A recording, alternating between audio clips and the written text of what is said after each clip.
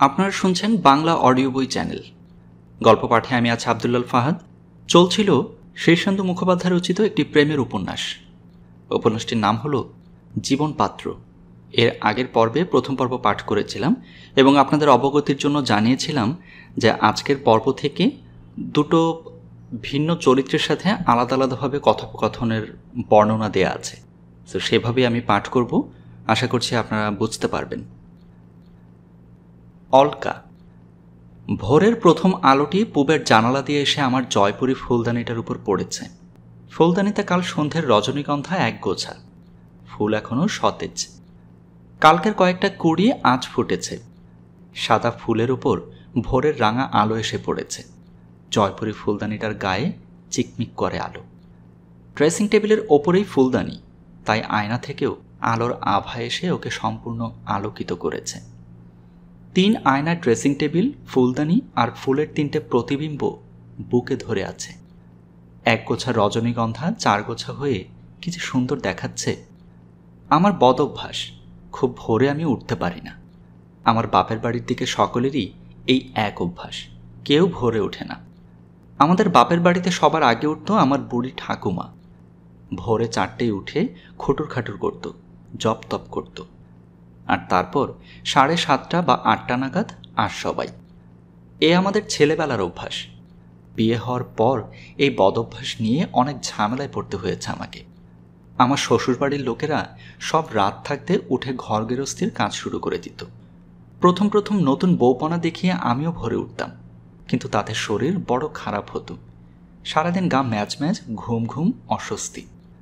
কপালক্রমে আমার বিয়ে হয়েছিল এক ধার্মিক পরিবারে। ধর্ম ব্যাপারটা আমি দু চোখে দেখতে পারি না। আমার বাপের বাড়িতে অবশ্য একটু লক্ষ্মীর পট, কালীর ছবি, বালগোপাল বা শিবলিঙ্গ নিয়ে একটা কাঠের ছোট্ট ঠাকুরের সিংহাসন ছিল, এবং তার সামনে ঠাকুমা রোজ একটু ফুল, জল, বাতাসাও দিত, কিন্তু ওইটুকুই। আমাদের আর কারো ধর্মীয় ব্যাপারে কোনো উৎসাহ ছিল না। বড়জোর বৃহস্পতিবার পাঁচালি পড়ত মা, শনিবারে কোনো কোনো দিন লুট দেওয়া হতো, কিন্তু এ সবই ছিল দায় সারা। আমাদের ঠাকুর ঘরটাই ছিল শোয়ার ঘর। সেই ঘরে সবাই জুতো পরেই ঢুকত, আর ঠাকুরের সিংহাসনের বাঁ দিকে যে আলনা ছিল তার নিচের তাকে জুতো রাখত সবাই। বাবার গলায় পৈতা বলে কোনো বস্তু ছিল না। আমার দাদা বা ভাইদের কারোরই পৈতে টইতে হয়নি। আমাদের কুলগুরু বংশের শেষ গুরু ছিল কেশব ভট্টাচার্য। আমার বয়স যখন 13, তখন কেশবের বয়স বড়জোর 25-26। সেই লোকটা ছিল ডাকপিয়ন। মাঝে মধ্যে সে আমাদের বাড়ি এলে আমরা তাকে নিয়ে হাসাহাসি করতাম। সে কুলগুরুর তোলা আদায় করতে বেরোত। যদিও তার শাস্ত্রজ্ঞান ছিল না, তার কাছে ঠাকুমার পর আর কেউ মন্ত্র নেয়নি, কিন্তু ঠাকুমা তাকে ভীষণ শ্রদ্ধাভক্তি করত। ওই পুচকে কেশবের পায়ের উপর উপুর হয়ে পড়ে অনেকক্ষণ ধরে পায়ের ধুলো নিত। নিজে উপোস থেকে সারাদিন রান্নাবান্না করে কেশবকে খাওয়াতো, মোটা দক্ষিণা দিত। পালে পার্বণে ধুতি চাদর দেওয়া তো ছিলই। বলতে কি, কেশব বেশ সুপুরুষ ছিল। নাদুস নুদুস চেহারা, ফর্সার রং, চোখ দুটো খুব বড় বড়, কিন্তু সে সাজতে জানত না। সাদামাটা ধুতি, ময়লা পিরান, খোঁচা দাড়ি নিয়ে আসতো। সে এসে খুব তাকিয়ে দেখত আমাকে। আমরা যদিও তাকে নিয়ে হাসাহাসি করতাম, সে কিছু মনে করত না। মান অপমান বোধ তার খুবই কম ছিল, বরং সে মাঝে মাঝে ভ্যাবলার মতো হাসত। ধর্মের কথা সে জানতও না, বলতও না। সে এলেই আমার দাদা অভিজিৎ চেঁচিয়ে বলতো, ওই কেশবশালা এসেছে মাস কাবারি নিতে। ও কেশব, আজ আমাদের জামা কাপড় কেচে দিয়ে যাবি, বাসন মেজে দিয়ে যাবি। শুনলে ঠাকুমা রাগারাগি করত, কিন্তু কেশব নির্বিকার। সে বরং কখনো সখনো এমন কথা বলতো, ধুরশালা, গুরুগিরির বড় ঝামেলা, সব জায়গায় লোক হুড়ো দেয়। আমি বাসি কাপড় ছাড়তাম না, পায়খানার কাপড় পাল্টাতাম না, এটোর বিচার ছিল না। ভাত খেতে বসে আমরা সবাই বরাবর বা হাতে জল খেয়েছি। বাবা শুয়োর, গরুর মাংস খেতেন, হুইস্কি টুস্কি তো ছিলই। আমরা এই পরিবেশে মানুষ হয়েছি। শ্রীরামপুরে গঙ্গার ধারে আমাদের আদি বনিতি বাড়ি। সেইখানে জন্মে আমরা বড় হয়েছি, কোনোদিন অভাব টের পাইনি। যদিও আমাদের বংশগৌরব আর উত্তরাধিকার সূত্রে পাওয়া সম্পত্তি সবই শেষ হয়ে গিয়েছিল, তবু আমাদের অসুবিধে ছিল না। বাবা ইঞ্জিনিয়ার ছিলেন, অনেক টাকা সাধু ও অসাধু উপায়ে আয় করতেন। জাতি, ধর্ম, বর্ণ মানতেন না। আমাদের পুরনো বাড়িটার নাম আমরা দিয়েছিলাম বার্ডস হাউস। প্রকাণ্ড এজমালি বাড়িটায় যে আমাদের কত দূর ও নিকট সম্পর্কের শরিকেরা বাস করতেন তার আদমশুমারি হয়নি। শরিকের ঝগড়া তো ছিলই, কার ভেজা কাপড় কার গায়ে লাগলো, কে তার সামনের বারান্দায় টিন দিয়ে ঘিরে নতুন ঘর তুলবার চেষ্টা করছে, কে তার ভাগের জায়গায় বাচ্চাকে হিসি করিয়েছে। এই সব সমস্যা অহরহ সকলের মাথা গরম থাকত।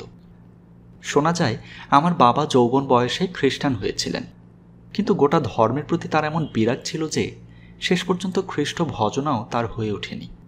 আমাদের সেই বিশাল এজমালি বাড়িতে আমরা মোটামুটি এক ঘরে হয়েই ছিলাম। অন্য সবাই আমাদের শ্লেচ্ছ বলে এড়িয়ে চলত। আমার 21 বছরের সময় বিয়ে হয়। বিয়ে হলো এক গোড়া ব্রাহ্মণ পরিবারে। তারা শ্রীহট্ট জেলার লোক, চৈতন্যদেবের ভক্ত। আমার স্বামী যদিও খুব বড় চাকরি করতেন না, তবু তাদের পরিবারটা বেশ সচ্ছল ছিল। আমার স্বামী Joydeb Chakraborty small scale and cottage ইন্ডাস্ট্রির অফিসার ছিলেন। ছোটোখাটো চেহারা, বেজায় ভালো মানুষ, তবে কখনো কখনো তাকে বদরাকি বলে মনে হয়। স্বামী সম্পর্কে আপনি আজ্ঞে করে বলছি, সেটা খুব ভালো লাগছে না, বরং বলি জয়দেব লোকটা ভালোই ছিল, কিন্তু সে যতখানি সুপাত্র ছিল তার চেয়ে বোধহয় তুলনামূলকভাবে আমি আরও ভালো পাত্রী ছিলাম। চেহারার জন্য আমার খ্যাতি ছিল সর্বত্র। কিছুকাল লোরেটোতে পড়েছি, কিন্তু আমার চরিত্রের সুনাম ছিল না বলে সেই স্কুল ছাড়তে হয়। পরে আমি একটা সাদামাটা স্কুল থেকে পাশ করি। তা হলেও আমি গড়গড় করে ইংরেজি বলতে পারতাম। নাচে গানে ছিলাম চমৎকার, অভিনয়ে সুনাম ছিল। সোজা কথায় গৃহকর্ম করে জীবন কাটানোর জন্য আমি তৈরি হইনি। 13-14 বছর বয়স থেকে আমার নানা রকম লঘু যৌন অভিজ্ঞতা হয়েছিল, এবং লোরেটোতে পড়বার সময়ে আমি যখন ক্রিকরোতে এক মাসির বাড়িতে থাকতাম তখনই আমার কয়েকবার সম্পূর্ণ যৌন অভিজ্ঞতা ঘটে যায়। আর এজন্য কখনোই আমার কোনো অনুশোচনা বা প্রতিক্রিয়া হয়নি, কারণ ছেলেবেলা থেকেই আমাদের পরিবারে ঢিলাঢালা নৈতিক পরিবেশে আমি মানুষ। আমার মা খুব উঁচু সমাজের মেয়ে, বাবা উচ্চাভিলাষী এবং নৈতিক আদর্শবোধ থেকে মুক্ত ছিলেন। কাজেই আমরা শরীরকে শরীর ভাবতেই শিখেছি, তার সঙ্গে মন বা বিবেককে মেশাইনি। এমনকি আমার যৌবন প্রাপ্তির পর বাবাও অনেক সময় আমাকে ফোচকেমি করে জিজ্ঞেস করেছেন, খিরে মেয়ে, কটা ছেলের বুকে ছুরি মেরেছিস? অর্থাৎ আমরা খুবই উদার পরিবেশে বড় হয়েছি। আমার বড় দাদা বাবা এবং মার সামনেই সিগারেট খেত। সে কিছু রোগা ছিল বলে বাবা প্রায় তাকে বলতো, তুই মাঝে মাঝে বিয়ার খাস, তাতে শরীরটা অনেক ফিট থাকবে। উত্তরে আমার দাদা অভিজিৎ বলতো, ধুর, বিয়ার আমার পোষায় না, আমার প্রিয় ড্রিঙ্ক হচ্ছে হুইস্কি। আমি সুন্দরী ছিলাম, নইলে এই গোড়া পরিবারে আমার বিয়ে হতো না। কিন্তু বিয়েটা যে কেন হয়েছিল সেটা আমি আজও ভেবে পাই না। প্রথম কথা, ওর চেয়ে ঢের ভালো বিয়ে হওয়ার কথা। দ্বিতীয়ত, আমাদের দুই পরিবারের দৃষ্টিভঙ্গির এত পার্থক্য যে বিয়ের প্রস্তাবই উঠতে পারে না। তবু হয়েছিল। একদিন কলকাতা থেকে বোধহয় কিছু মার্কেটিং করে দাদার সঙ্গে লোকাল ট্রেনে ফিরছিলাম। তখন বেলা 11টা হবে। ট্রেন ফাঁকা, আর একটা ফাঁকা কামরায় জয়দেবের বাড়ির লোকজন, মা, পিসি, জ্যাঠাগোছের সবাই যাচ্ছে তারকেশ্বরে। আমি তাদের পাশেই বসেছিলাম। বিধবা পিসি আমার দিকে কয়েকবার তাকিয়ে হঠাৎ বলে উঠলেন, আহা মা, বড় সুন্দর দেখতে গো তুমি, কোথায় থাকো বাছা? এইভাবে পরিচয়। তারপর বলতে কি, তাদের বাড়ি থেকে লোকজন এসে খোঁজখবর করল, বিয়ের প্রস্তাব দিল। ভেঙচি দেওয়ার লোকও ছিল এজমালি বাড়ির শরিকদের মধ্যে।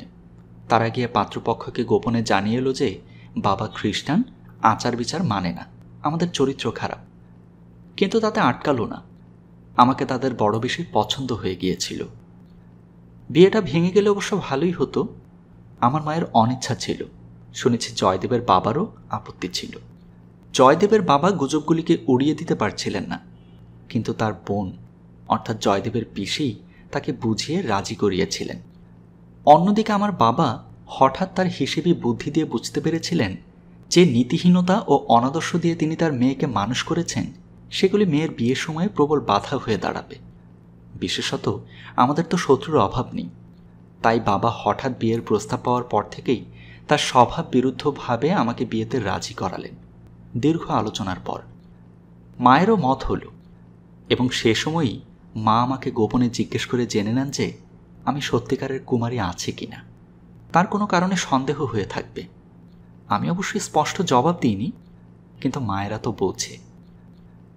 জয়দেবকে আমি খুব নিরাসক্তভাবে বিয়ে করি। পাত্র আমার পছন্দ ছিল না। ছোটোখাটো চেহারার পুরুষ এমনিতে আমি দেখতে পারি না। তার উপর তার আবার নানা রকম নৈতিক গোড়ামে ছিল, সেগুলো আরও অসহ্য। যেমন বিয়ের কয়েকদিনের মধ্যে সে শারীরিক দিক দিয়ে আমার সঙ্গে মিলিত হয়নি। যেদিন হলো সেদিন মিলনের আগে সে আমার কুমারিত্ব পরীক্ষার চেষ্টা করেছিল। অবশ্য কিভাবে পরীক্ষাটা করেছিল তা আমি বুঝতে পারিনি তখন, পরে বুঝেছিলাম। কিন্তু এটা কোনো মেয়ে আজকাল সহ্য করবে? পরীক্ষা করে অবশ্য সে বুঝতে পেরেছিল যে আমি কুমারী নই, আর আমিও তার বাতিক দেখে বুঝতে পেরেছিলাম যে এ লোকটা স্বামী হওয়ার উপযুক্তই নয়। কি করে যে ও আমার সঙ্গে আমি ওর সঙ্গে ঘর করব, সেটা বিয়ের পরে আমাদের সমস্যা হয়ে দাঁড়ায়। শ্বশুরবাড়িতে আমার নতুন নাম হলো লতিকা। এটা ওদের বাড়ির নিয়ম।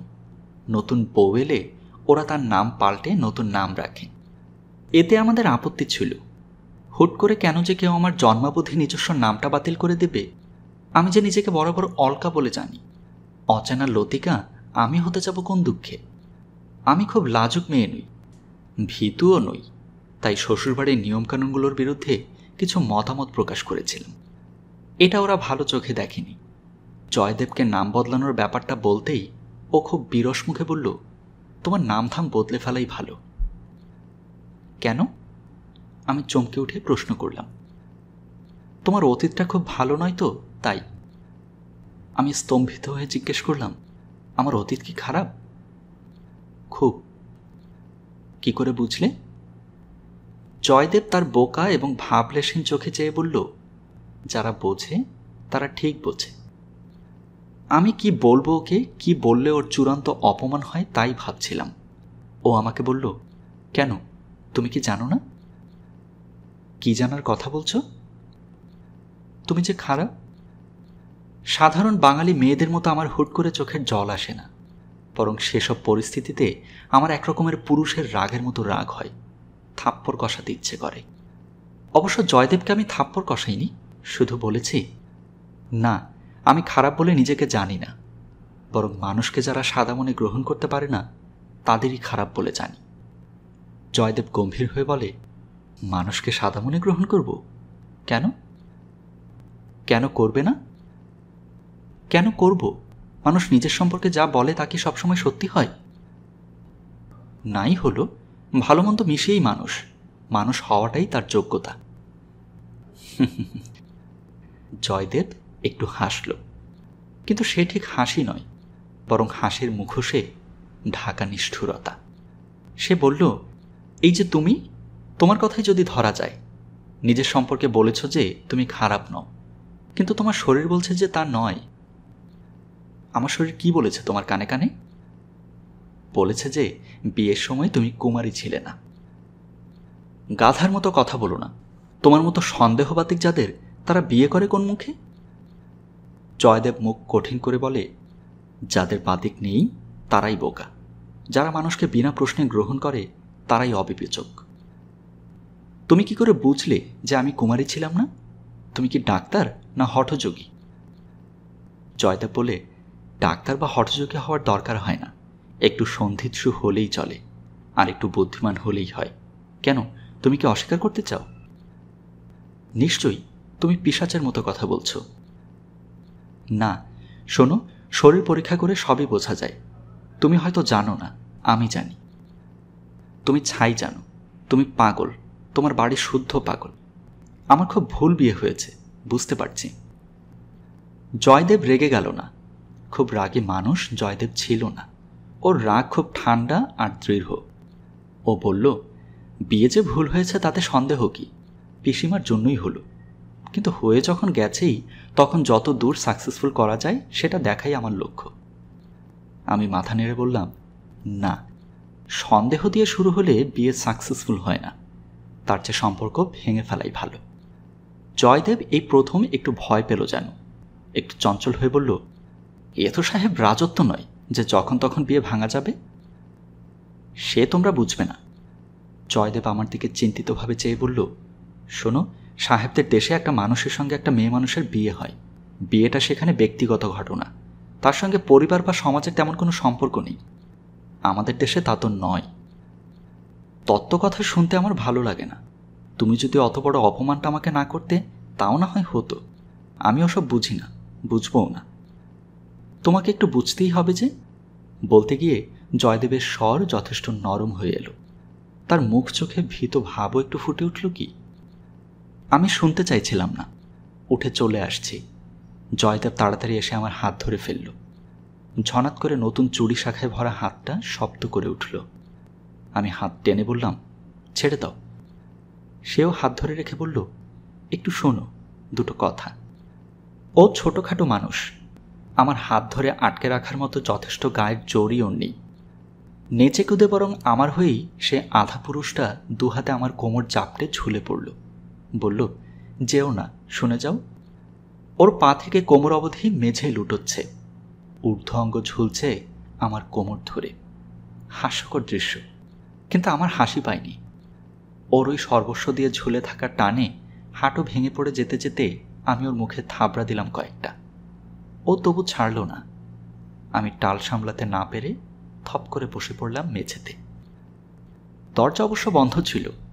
তখন ছুটির দিনের দুপুরবেলায় বাড়ির বেশিরভাগ লোকই ঘুমোচ্ছে। তবু কথাবার্তা শুনে কেউ কৌতূহলী হতে পারে তো। বিশেষ করে জয়দেব এসব ব্যাপারে খুব খুঁতখুঁতে ছিল। দিনের বেলায় সকলের সামনে আমার সঙ্গে কখনো কথা বলতো না। বিয়ের 1 মাসের মধ্যেও দুপুরবেলা কখনো শারীরিকভাবে মিলিত হয়নি। সে নাকি শাস্ত্রে বারণ আছে। অসহ্য। অবশ্য মিলিত হয়েও সে যে আমাকে সুখী করতে পারত এমন নয়। যাই হোক, দুজনে এক অস্বাভাবিক কুস্তির প্যাচ কষে যখন বসে বা শুয়ে আছি, তখন জয়দেব আমাকে এইভাবে ধরে থেকে বলল, রাগ করে বুদ্ধি হারিও না। বিয়ে ব্যাপারটাকে আমরা সামাজিক কর্তব্য হিসেবে মনে করি। তাতে 2 পরিবারের মান মর্যাদাও জড়িত। তাই বলি, হঠাৎ ডিভোর্সের কথা চিন্তা করে সব ভণ্ডুল করো না। আমাকে চিন্তা করতেই হবে, আর চিন্তাই বা কি, আমি ঠিক করে ফেলেছি। জয়দেব কোমর ধরে পড়ে আছে। সুযোগ বুঝে সে হঠাৎ আমার কোলের মধ্যে মাথা গুঁজে দিয়ে বলল, তাতে তোমার আমার কারো সম্মান বাড়বে না, লোকে ছি ছি করবে। সেই মুহূর্তে জয়দেবকে হাতের মুঠোয় পেয়ে গেলাম। লোকটার কিছু দুর্জয় কুসংস্কার আর লোকলজ্জা আছে, যার জন্য ও আমার সব কলঙ্ককেও হজম করে যাবে। এটা বুঝে আমি আরেকটু চাপ সৃষ্টি করার জন্য বললাম, তাহলে বলো, কি করে বুঝলে যে আমি কুমারী নই? জয়দেব ভীত চোখে চেয়ে রইল একটুক্ষণ। তারপর আমার কোলে মাথা রেখে শুয়ে থেকেই হঠাৎ চোখ বুজে বলল, আমার ভুল হতে পারে অলকা। তার মানে কুমারিত্ব পরীক্ষার কোনো নিশ্চিত উপায় নেই। তবে বললে কেন? দেখলাম তুমি স্বীকার করো কিনা। আমি মেয়ে মানুষ। মেয়ে মানুষের জন্মগত কিছু বুদ্ধি তো থাকেই। এই বোকাটা কি করে ভাবলো যে আমি স্বীকার করব? আমি বললাম, কি স্বীকার করব? জয়দেব হঠাৎ খুব বদলে গিয়ে বলল, আমাকে ক্ষমা করো। বলতে নেই, সেই ক্ষমা প্রার্থনার কারণটা ছিল প্রবল কামেচ্ছা। হঠাৎ ওই রাগারাগি থেকে শারীরিক টানাটানির ফলে পরস্পরের নৈকট্য, ঘন শ্বাস, দেহগন্ধ, স্পর্শ, বিদ্যুৎ সব মিলেমিশে এক প্রবল চুম্বকের ক্ষেত্র তৈরি করে দিল। দেহ অভিজ্ঞতা তো তখন আমাদের নতুন, তাই সামলাতে পারল না জয়দেব। ঝগড়াটা শরীরের মিলন দিয়ে শেষ হলো, আবার হলোও না। প্রভাস রঞ্জন। সুইস এয়ারের যে উড়োজাহাজে আমি ফিরছিলাম তাতে খুব একটা ভিড় ছিল না। জানালার ধারে এক জার্মান বুড়ি, তার পাশে এক বুড়ো, পরের সিটটায় আমি। বুড়োর হাতে আর্থারাইটিসের ব্যথা, তাই বুড়ি বুড়োকে কফি কাপ ধরে ধরে খাইয়ে দিচ্ছিল, খাবার মুখে তুলে দিচ্ছিল। বুড়োর মুখে বোধহয় প্যারালাইসিসের ছোঁয়া আছে। ঠোঁটের ফাঁক দিয়ে স্যুপ গড়িয়ে পড়ে। মাংসের টুকরো হঠাৎ করে কোলের উপর পড়ে যায়। ন্যাপকিন তুলে বুড়ি বারবার মুখ মুছিয়ে দেয়, আর আমার দিকে অপ্রতিভ হাসি হেসে চেয়ে কেবলই ক্ষমা চায়। বুড়োর কাঠামোটা বিশাল। একসময়ে যৌবনকালে দাঙ্গা হাঙ্গামা করত বোধ হয়, এখন বয়সে বড় জব্দ। কথা জড়িয়ে জড়িয়ে যায়, খুব জোরে শীষ দেওয়ার মতো শব্দ করে শ্বাস ছাড়ে। অনবরত সেই শব্দে প্রেশারাইজড আবহাওয়ার উড়োজাহাজের মধ্যে ঘুমিয়ে পড়তে পড়তেও আমি জেগে উঠি, বিরক্ত হই। বুড়ো আমার দিকে একটু একটু অপরাধবোধ নিয়ে তাকায়। বুড়ো বুড়িকে আমার খারাপ লাগছিল না, বেশ ভালোবাসা দুজনের। আমার জার্মান বউ সিসি আমাকে খুব ভালোবাসত। যদি বিয়েটা টিকত আর আমরা এরকম বুড়ো হতাম, তবে কি তখনও আমার জন্য এতটা করতো সে? সিসির কথা একটু একটু ভাবছিলাম। ফ্রাঙ্কফুর্টে তার সঙ্গে আলাপ হয়েছিল। জার্মান মেয়েদের মতো গায়েগতরে বিশাল ছিল না, বেশ একটু নরম সরম ছোট মাপের চেহারা, রোগাটে সাদাটে ভাবালু, খুব ভালো মন ছিল তার। সেই সব দেখে আমি ঝপাং করে তার প্রেমে পড়ে গেলাম। সে তো পড়লই, যৌবনকালে ওরা বড় বেশি প্রেমে পড়ে। পরিচয় হওয়ার পর প্রেম হওয়ারও আগে আমরা এক বিছানায় বিস্তর শুয়েছি। যাকে ফুর্তিবাজ বলে আমি ঠিক তা নই। বিদেশে মেয়েদের গা দেখানো এবং গায়ে পড়ার প্রবণতা এত বেশি ছিল যে সেখানে তাদের জলের মতো ভোগ করা ছাড়া গত্যন্তর নেই। আমারও এরকম অভিজ্ঞতা কিছু ঘটেছিল। সিসি তাদের মধ্যেই একজন। একসঙ্গে কিছুদিন থাকার জন্য ভূমিকা টুমিকা করতে হয়নি এবং কিছুকাল থেকে সরে পড়াতেও বাধা ছিল না। ফ্রাঙ্কফুর্টে আমরা 15 দিনের ভ্রমণ শেষ করে দেশে ফেরবার আগের দিন অবধি আমি সিসির এক ঘরের ছোট্ট বাসায় ছিলাম। থাকার খরচটা আমার বেঁচে যাচ্ছিল, ওকে আমার পছন্দও হচ্ছিল খুব। আসার দিন সকালে ঘুম থেকে ভালো করে ওঠার আগেই বিছানাতেই ওকে আমি বিয়ের প্রস্তাব দিই। ও খুব হেসে বলল, ঠিক এরকম ভঙ্গিতে আর কেউ কাউকে বিয়ের প্রস্তাব দিয়েছে বলে আমি জানি না। সিসি কিন্তু প্রস্তাব পেয়ে ভীষণ খুশি। ওর জীবনে সেটাই প্রথম প্রস্তাব। সেই দিনই রেজিস্ট্রি করে আমি বেলে চলে আসি। 1.5 মাস পর সিসিও এলো। আমরা দুজনে বেশ একটু কষ্ট করে থাকতাম, কারণ ও এসে প্রথম প্রথম চাকরি পায়নি, তার উপর গর্ভবতী। চাকরি পেলেও করতে পারত না। ও তখন রক্তাল্পতায় ভুগছে, সঙ্গে আনুষঙ্গিক নানা অসুস্থতা। আমার বেতন খুব বেশি ছিল না। সিসির চিকিৎসার যত্নের জন্য পুরো টাকাটা বেরিয়ে যেত। মাস 4 পর একটু সুস্থ হয়ে সে ফিরে গেল ফ্রাঙ্কফুর্টে। আবার কদিন পর এলো। আমিও যেতাম। বেলেই অবশেষে সে চাকরি পায় আমার কোম্পানিতেই। যথাসময়ে আমাদের এক পুত্র সন্তান হয়। তার গায়ের রংটা আমার রং ঘেঁষা বটে, কিন্তু দুরন্ত ইউরোপীয় রক্ত শরীরে বইছে। বিশাল ছেলেটা জন্মেই জার্মানদের মতো গাক গাক করে চিৎকার করে কাঁদতে থাকে। ছেলেটা যখন মাস 4-5 হলো, তখন সে আমার অতি আদরের ধন। বড়সড় চেহারা, কান্নাকাটি নেই। আমার কোলে উঠলে খুব চেঁচাতো আনন্দে। অবিকল কাকাতুয়ার মতো শব্দ করত সে উত্তেজনার সময়ে। টিভি দেখতে খুব পছন্দ করত। কী কারণে জানি না, লাইটার বা দেশলাই জ্বালালে খুব ভয় পেত। অ্যারোপ্লেনের আওয়াজ শুনলেই কাঁদো কাঁদো মুখ হয়ে যেত। তার মাস 4 বয়সে রং অনেক ময়লা হয়ে গেল। দাঁত উঠবার বয়সে বেশ রোগাও হয়ে গেল সে। তার প্রিয় খাবার ছিল মিষ্টি। চকোলেট বা ক্যান্ডি পেলে মুখের লালা দিয়ে মাখামাখি করে ঘোত ঘোত করে চুষতে ভালোবাসত। সে বেশ বড়সড় বাচ্চা ছিল, তবু তাকে দেখলেই বোঝা যেত যে সে ভারতীয় সন্তান, মুখে সিসির আদল থাকা সত্ত্বেও। তার যখন 5 মাস বয়স, তখনই সিসি আর আমি আলাদা হওয়ার মনস্থ করি। আমার দিক থেকে ব্যাপারটা ছিল মর্মান্তিক। বাচ্চাটাকে ছেড়ে কি করে থাকব? সিসিও জার্মানিতে ফিরে যাওয়ার জন্য এবং ভিন্ন জীবনের জন্য খুবই উদ্গ্রীব।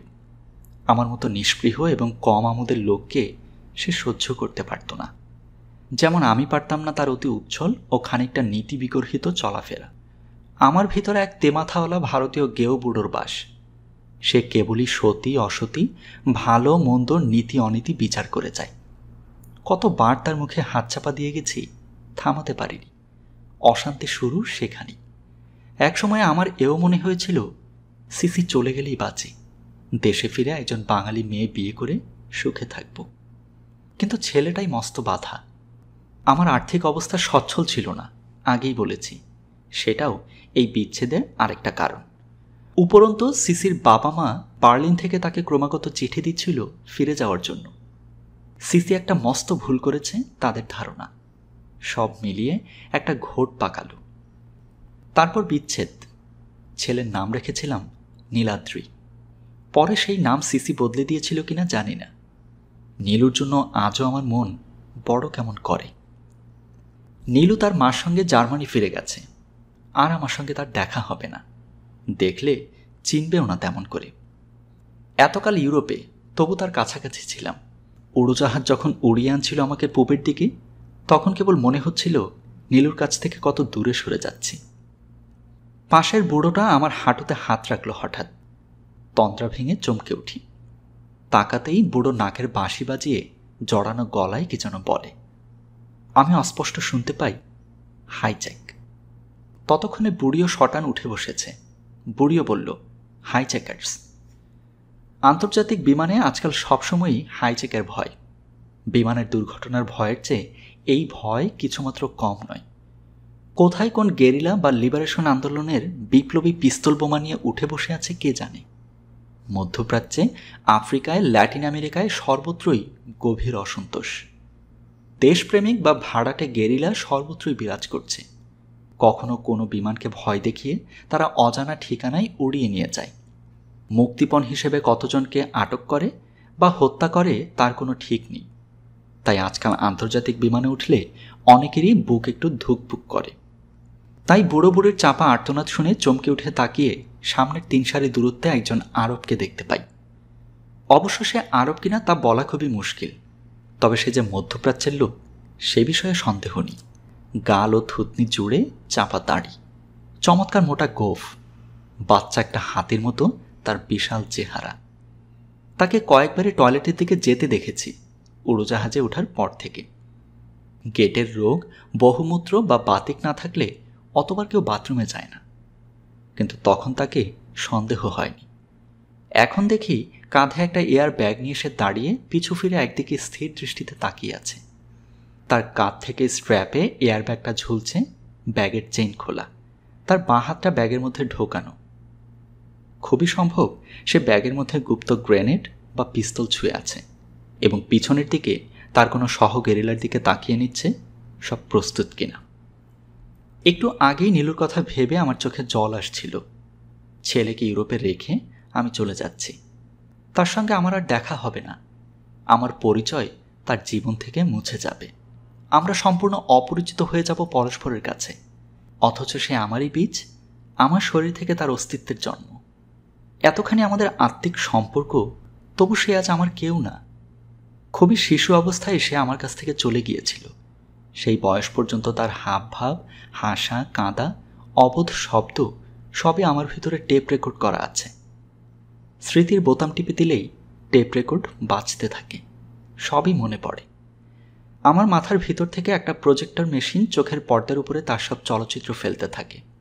ছেলেটাকে কিছুতেই ভুলতে পারি না, অধিকার বোধ ছাড়তে চায় না। নীলু আমার ছেলে, এই বাক্যটা ধ্রুব পদের মতো মনের মধ্যে ঘুরে ঘুরে ফেরে। একটা অসহায় ভালোবাসা, বাৎসল্য আমাকে খুবই উত্তেজিত এবং অবসন্ন করে দেয়। দেশে ফিরে যাচ্ছি, সেখানেও আমার জন্য কোল পেতে কেউ বসে নেই। আদরে আহ্লাদে আমার দুঃখ ভুলিয়ে দেওয়ার কেউ নেই। ছেলেবেলা থেকে আমাদের পরিবারে ভালোবাসার চাষ কম দেখেছি। দুঃখে, দারিদ্র্যে, হতাশায় আধমরা মানুষ ছিলাম আমরা। পেটের ভাতই ছিল তখন ভালোবাসার চরম নিদর্শন। বাবা মা বুড়ো হয়েছেন, সংসার প্রায় অচল। প্রথম আমি টাকা পাঠিয়েছি, বিয়ে করার পর তাও পাঠাতে পারিনি। কিভাবে সংসার চলে তা আমার জানা নেই, জানতেও চাইনি। ওসব জানতে গেলে মন ভারাক্রান্ত হয়, তাই না জানারই চেষ্টা করেছি। বাবার চিঠিতে যে অংশ সংসারের দুঃখের বিবরণ থাকত, সেই অংশ আমি বাদ দিয়ে পড়তাম। জানতাম তাদের জন্য আমার আর কিছু করার নেই, খামোকা তবে তাদের দুঃখের কথা জেনে কি হবে। অ্যারোপ্লেনে বসে আমি সারাক্ষণ আমার দুটো জীবনের কথা ভাবছিলাম। স্বদেশে আমার দারিদ্র্যপীড়িত জীবন, বিদেশে আমার নানা আকাঙ্ক্ষার ব্যর্থতা, এর উপর নীলুর স্মৃতি। বিদেশিদের মধ্যে এত বেশি সন্তান স্নেহ বোধহয় নেই, অন্তত আমার মতো পিপাসার্থ পিতৃহৃদয় আমি কারো দেখিনি। নিজের বাপ মায়ের মধ্যেও পুত্র স্নেহের কোনো বাহুল্য প্রকাশ পেত না। তাহলে আমার এই প্রবল স্নেহ এলো কোত্থেকে? পরে আমি অনেক ভেবে এর একটা উত্তর খুঁজে পাই। আসলে স্বদেশে যারা আমার আপনজন, তাদের কোনো দিনই আপন বলে মনে হয়নি। একমাত্র ছোট কাকাকে মনে হতো। কেন মনে হতো তা ব্যাখ্যা করা মুশকিল, কিন্তু যেই তাকে সত্যিকারের ভালোবাসতে শুরু করি, সেই তিনি আমাদের ছেড়ে চলে গেলেন। আবার বিদেশও তাই। আমার ছেলেটিকে বুকে চেপে যখনই ভাবতে শুরু করি এই আমার নিজস্ব সন্তান, তখনই তার ছেড়ে যাওয়ার সময় হলো। আশ্চর্য এই, নীলাদ্রির মুখে আমার ছোট কাকার মুখের ছাপ ছিল। এও হতে পারে স্নেহের দুর্বলতা থেকেই আমি তার মুখে কাকার আদল দেখতাম। পৃথিবীতে আমার প্রিয়জনের সংখ্যা খুব কম। বাবা মার প্রতি আমার দুর্বলতা বা শ্রদ্ধা খুব বেশি থাকার কথা নয়। শিশুকাল থেকে অভাব আর সংসারের ভার কাঁধে বয়ে তাদের উপর আমার বীতশ্রদ্ধা এসে গিয়েছে। মনে হতো আমার কোমরের শেকল দিয়ে সংসারটা কে যেন বেঁধে দিয়েছে, যার জন্য আমার ইঞ্জিনিয়ারিং পড়া হয়নি, অনার্স ছাড়তে হয়েছিল। জীবনের অনেক সার্থকতা আমাকে বরণ করার জন্য প্রস্তুত ছিল, কিন্তু লগ্ন পার হয়ে গেল। তাই নিজের আত্মীয় স্বজনদের প্রতি আমার এক বিরূপ মনোভাবের জন্ম হয়। যখন বিদেশে সিসিকে বিয়ে করলাম, তখন সাময়িকভাবে মনে হয়েছিল এই বুঝি ভালোবাসার আশ্রয় পেলাম। ভুল, খুবই ভুল সেটা। সে ভালোবাসা শুরু দেহের। প্রেম দিয়ে তার বিয়ে কতদূর নিয়ে যেতে পারে আমাদের। শরীর জুড়ল তো ভালোবাসা ফুরল। আমরা কেবল শরীর দিয়ে পরস্পরকে ভালোবাসার চেষ্টা করেছি। পরস্পরের সান্নিধ্য রাখা ছিল সামাজিক কর্তব্যের মতো। সেখানে বিশাল ও ব্যাপ্ত কর্মময় জীবনে সিসিও যেমন ব্যস্ত, আমিও তেমনই ব্যস্ত। তাই আমাদের পরস্পরের উপর নির্ভরতা কমে গিয়েছিল। ভারতীয় সংস্কারবশত আমি তার স্বাধীন চলাফেরা বা বহির্মুখীনতা খুব বেশি পছন্দ করতে পারতাম না। তাই সিসি নয়, নীলুই ছিল আমার একমাত্র অবলম্বন। তার মুখের দিকে তাকালে আমার বুক ঠান্ডা হয়ে যেত। তাই নীলু চলে গেলে সারা পৃথিবীতে আমার আর কেউ রইল না। না বিদেশে না স্বদেশে, কোথাও আমার কেউ নেই, এরকম একটা বোধ আমার বুকে পাথরের মতো জমে আছে। বিদেশে থাকার আনন্দ নেই, স্বদেশে ফেরার আনন্দ নেই। আমার মতো এমন উদ্বাস্তু কে আছে কোথায়?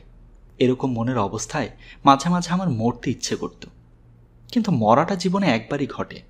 তাই সেই নিশ্চিত অভিজ্ঞতাটিকে আমি কিছু বিলম্বিত করছিলাম। দেখা যাক মরবার আগে কোথাও কোনো ভালোবাসা বা প্রিয়ত্বের আলো চিড়িক দেয় কিনা। তারপর আমার হাতের মুঠোয় মৃত্যু তো আছেই। এরকম মানসিকতা থেকে আমার মৃত্যু ভয় কেটে গিয়েছিল, অন্তত কেটে গেছে বলেই ধারণা ছিল আমার। আরব লোকটা যখন ওইরকম একটা অদ্ভুত ভঙ্গিতে দাঁড়িয়ে ঘুরে তার সঙ্গীকে দেখছে, আর আমার পাশের বুড়োটার একটা প্রকাণ্ড কাপা কাপা ঘামে ভেজা হাত এসে আমার কবজি পাকড়ে ধরল, আর বাঁশির মতো শ্বাস ফেলতে ফেলতে যখন সে বারবার বলতে থাকলো আইজ্যাক আইজ্যাক, তখন অন্য অনেক যাত্রীও তন্দ্রা ভেঙে সচকিত হয়ে বসে পরিস্থিতি লক্ষ্য করছে। তাদের অনেকের মুখেই ভয়ের পাশুটে ভাব। তখনই আমিও হঠাৎ টের পেলাম বাস্তবিক আমি আন্তরিকভাবে কোনোদিন মরতে চাইনি। মনে হলো জীবন কত সুন্দর ও বিশাল ছিল আমার। বয়স পড়ে আছে অঢেল, এখনও চেষ্টা করলে জীবনে কত কি করতে পারি। আরব লোকটা তার প্রচণ্ড ঘন ভ্রু দিয়ে ভ্রুকুটি করে আলিজা কিংবা অনুরূপ একটা চাপা ধ্বনি করল, সম্ভবত কারো নাম। ভয়ে আমি কাঠ হয়ে গেলাম। একটু আগেই ডিনার হয়ে গেছে, সেই অতি সুস্বাদু খাবারের স্বাদ এখনও জড়িয়ে আছে জিভে। সামান্য একটু মদ খেয়েছিলাম, তার রিমঝিম নেশা এখনও মাথায় রয়ে গেছে। সুন্দর একটা শারীরিক তৃপ্তির পর একটু আগে কফি শেষ করে সিগারেট খেয়েছি। সেইটাই কি জীবনের শেষ পানভোজন? কে জানে, কে বলবে। ওপাশের বুড়িটা একটা ফোপানির শব্দ করল। সাহেব মেমরা কম কাঁদে, প্রকাশ্যে তা কখনোই কাউকে কাঁদতে দেখিনি, কিন্তু বয়সের দোষে এবং ভয়বশত বুড়ি কাঁদছিল। কথা প্রসঙ্গে জেনেছিলাম তাদের ছেলেপুলে নেই, দুজনেরই আগে একবার করে বিয়ে হয়েছিল, কিন্তু তাদের পরস্পরের এই বিয়েটা অনেকদিন স্থায়ী হয়েছে। মৃত্যুর আগে তাদের ছাড়াছাড়ি হবে না বলেছিল বুড়ি।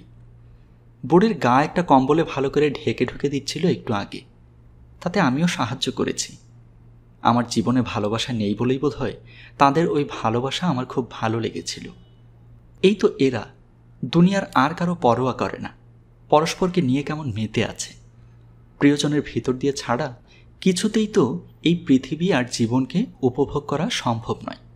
জীবনের একেবারে শেষ ভাগেও এই দুই অথর্ব স্বামী স্ত্রী নিজেদের বেঁচে থাকাকে একরকম করে উপভোগ করছে দেখে আমার একটু ঈর্ষা মেশানো আনন্দ হচ্ছিল। আরব লোকটা কাকে ডাকলো কে জানে, কিন্তু পেছন থেকে কোনো উত্তর এলো না। আরবটা তখন তার সিট থেকে বেরিয়ে মাঝখানের প্যাসেজটায় দাঁড়ালো। তখনও ব্যাগের মধ্যে হাত, খুব সম্ভবত সেই লুকানো হাতটা গ্রেনেডের সেফটি ফিউজ আলগা করছে আস্তে আস্তে। প্যাসেজে দাঁড়াতেই তার বিশাল চেহারাটা আরও বিশাল নজরে পড়ল। তার বাহুর ঘের বোধ হয় আমার বুকের সমান হবে। বুকটা মাঠের মতো ধুধু করা বিরাট, ইচ্ছে করলে ও বোধ হয় ঘুষি মেরেই পলকা প্লেনটাকে থুবড়ে দিতে পারে। কিন্তু আপাতত সে স্থির হয়ে দাঁড়িয়ে, চোখে ভ্রুকুটি। ডান হাতটা খানিকটা মুঠো পাকিয়ে আছে। যাত্রীরা সবাই দৃশ্যটা দেখছে, কিন্তু কেউ নড়ছে না। কিন্তু অস্ফুট হাইজ্যাক শব্দটা চারপাশ থেকে শুনতে পাচ্ছি। ফিসফাস শব্দ হচ্ছে। একটা বছর 6-এর বাচ্চা প্লেনের পিছন দিকে রয়েছে। তার পরিষ্কার কণ্ঠস্বর শুনতে পেলাম। পরিষ্কার ইটালিয়ান ভাষায় সে তার মাকে জিজ্ঞেস করছে, মরে গেলে আমাদের কি রোমে ফিরতে দেরি হবে? আমাদের দমদমের বাড়িতে একদিন একটা কাক ডানা ভেঙে পড়ে গিয়ে ধুকতে ধুকতে মারা যায়, আর তাকে ঘিরে সারাদিন হাজারটা কাক চেঁচামেচি করেছিল। আমার ছোট ভাই দৃশ্যটা খুব করুণ চোখে দেখেছিল। পরদিন যখন আবার এঁটো কাঁটা কাক খেতে এসে উঠোনে নামছে, তখন সে আমাকে হাত ধরে টেনে নিয়ে গিয়ে একটা কাককে দেখিয়ে বলল, দাদা, ওই কাকটা কাল মরে গিয়েছিল না রে? সেই স্মৃতিটা মনে আসতেই এক ঘোর মায়ায় আমার বুক ভরে গেল। শিশুরা তো মৃত্যুকে জানে না। ওই মেয়েটির কণ্ঠস্বর আমাকে যেন চাবুক মারল। নীলুর কথা মনে এলো না, ছোট ভাইটার কথা মনে এলো। স্নেহ মায়ায় বুক ভরে গেল। আর ওই তীব্র চেহারার আরব লোকটির দিকে স্তম্ভিত হয়ে চেয়ে আমার ভিতরে মৃত্যু ভয়ে একটা বিস্ফোরণ ঘটালো যেন। আরবটা এক পা করে কয়েক পা এগিয়ে এলো, দাঁড়ালো, আবার এগোলো, দাঁড়ালো। সেই একই ভঙ্গিতে তার ডান হাত মুঠো পাকানো, বাঁ হাত ব্যাগের মধ্যে ভরা। একটু বাদে কিছু একটা ঘটবে। লোকটার মুখে চোখে এক কঠিন আত্মপ্রত্যয়। মৃত্যুর প্রতি সে নির্মমভাবে উদাসীন। সব রকম বিপদকে নিয়েই সে বেঁচে আছে। আর তখন হঠাৎ আমার মানসিক একটা বিকলতা ঘটে গেল। হঠাৎ যেন অ্যারোপ্লেনের মৃদু চাপা শব্দ আর অতি ক্ষীণ থরথরানি থেমে গেল, আর আমি এক স্বপ্নময় দৃশ্যের মধ্যে ঢলে পড়লাম। সেই দৃশ্যটা সম্পূর্ণভাবে বাস্তবতা বর্জিত। দেখি একটা বিচিত্র দেশে আমি পৌঁছে গেছি। সেখানে মাটির রং নীল, তার উপর হলুদ, সবুজ, লাল, গোলাপি হরেক রকমের ঘন ঘাস গজিয়ে চারধারে যেন এক বিভিন্ন রঙের দাবার ছক তৈরি করে রেখেছে। এইসব রঙিন ঘাসের নিখুঁত চৌখুপির ধারে ধারে নাতিদীর্ঘ গাছে সম্পূর্ণ গোল রামধনু। ছবিতে যেমন সব কাল্পনিক পাখি দেখা যায়, তেমনই সব পাখি উঠছে চারধারে। আকাশের রং উজ্জ্বল নীল, তাতে গোল গোল সুন্দর নানা বর্ণের মেঘ। তারাগুলো অনেক কাছে কাছে ফুটে আছে, আর প্রতিটি তারার মধ্যেই নাক, মুখ, চোখ আঁকা। আকাশের একধারে এত বড় একটা চাঁদ দেখা যাচ্ছে যে মনে হয় দিগন্তের প্রায় 12 আনা অংশ জুড়ে আছে।